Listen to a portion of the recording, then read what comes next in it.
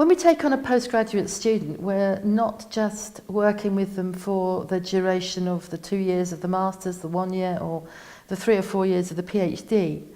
We're actually entering into a learning relationship which might well last for life, or that sounds like a jokey way of expressing it. They stay with you longer than the research does.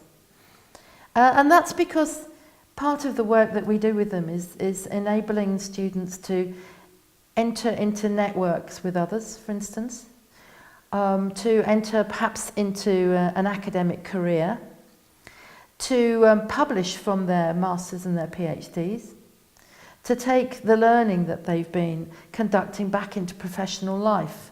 So it doesn't just end with the project. And one of the things that students have said that they've really valued from Good Supervisors is, for instance, the way in which they've encouraged them to enter the community, to be networked, so that perhaps you might take them to conferences. You might hold conferences in your own institution so that the students can meet other people who are working in the field. You might hold small invited symposia if a conference is too big, so that other people and other colleagues that you've got elsewhere who've got students working in similar fields can exchange ideas and open up their ideas. And you put people in touch with others who are in other countries through networking on the internet, because after all now we're all working internationally, and it's possible that your student can talk to somebody else's student the other side of the world and start to build a research link, a dialogue which will carry on way beyond the completion of their dissertation or their thesis. So networking is very important, because that's the way in which they're going to be able to enter an academic or a professional career and use their research afterwards. And one of the things that they really like is the way in which we can put them in touch with communities and networks. Another thing that they really like is the way in which we remember how we've worked with them and how well they've done and the qualities of their work, so that when we write references for them and they go for academic jobs or professional jobs that are going to use their research learning, we can be counted on to talk clearly and in appropriate detail about the skills and the abilities and the achievements that the students have known, the postgraduate attributes that they have developed, and the way in which they evidence them in the work that they've done with us as supervisors. So we're thinking about their skills and their attribute developments, as well as about the production of a good thesis or dissertation built on a good research project. So they want references, sometimes 15, 20 years after the last time you actually discussed their work with them. Well, one of the most important things that we actually also do is to work with them to produce publications from their Masters or their PhDs. There's a very long written section in this, so I'm not going to repeat all of it. But it's important for students to publish as early as possible, but not too early, because sometimes they might give away their best work in not their best expressed piece of writing. And sometimes they might give away their best work in a post-conference publication that goes nowhere other than to the 30 people who came to the conference.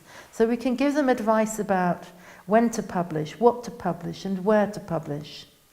And some of this will involve them conducting some sort of research into other people whose work they've used in their own research, where they publish and how they write for publications. And some of them will need to read good articles to process how the article is constructed, so that they can write to that kind of formula in their discipline for the particular journal that they're going to write for. So some of that is about technique, and some of it is about researching the field and the new complex political activity of engaging with publishing, which has some hard knocks involved in it, because students will receive feedback from reviewers which might well make them feel a bit hurt and upset about what people think about their work. But peer review is a bit like that, and learning from peer review and improving your work from it is a very important stage towards writing at a postgraduate level and a postdoctoral level as well. So publishing is good for their development. When an examiner sees they have published, they feel more secure that the work's been through this critical peer review. And then, of course, publications are good for an academic career. So some publishing from the PhD is embedded in the actual format of the PhD. The Scandinavian model has students producing a wrap of abstract, introduction, lit review, methodology, 4 publications, and then a conclusion. And each of the publications takes from the introduction, lit review, methodology, and from the conclusion, and presents some new thematic or development in the field in the central contribution of the article. So the articles, like a mini thesis or dissertation, takes from that wrap or carapace of how you did it, how it's situated in the literature, presents something new, and then concludes. And each of these is a freestanding published article. So the Scandinavian model expects the students to do the wrap, the 4 articles, and also produces a book. So they're well on the way to an academic career in their publications.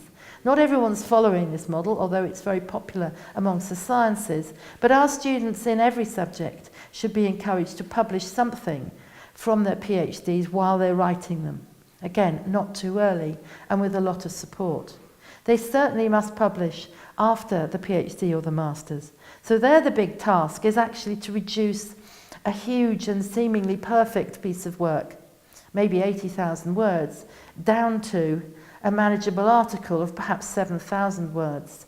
And so they too, like the Scandinavian students, are taking some of their abstract, intro, lit review, methodology, some of their conclusions, and perhaps a theme or a major contribution in their work as the major argument in a single article.